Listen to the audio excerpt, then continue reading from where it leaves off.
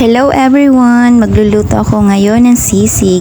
Meron kasi guys nag-request sa akin na magluto. First time pa lang talaga magluto guys ng sisig. Pero subukan natin kasi feeling ko magaling ako magluto.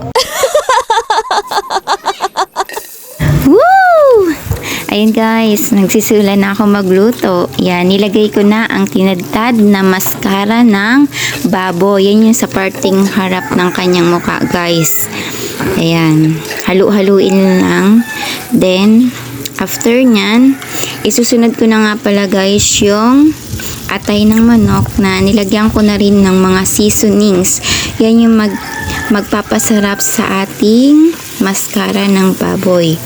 Ayan, hahaluin ko para kumalat yung sarap dun sa maskara ng baboy. Ayan, next naman nilagyan ko na rin siya ng puting sibuyas. Yan yung magpapasarap din kasi matamis-tamis kasi ang sibuyas, diba guys?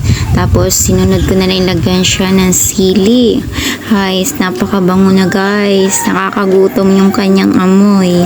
Pag hango ko na siya guys, lalagyan ng mayonnaise. Yan yung pinakang toppings niya. Wow!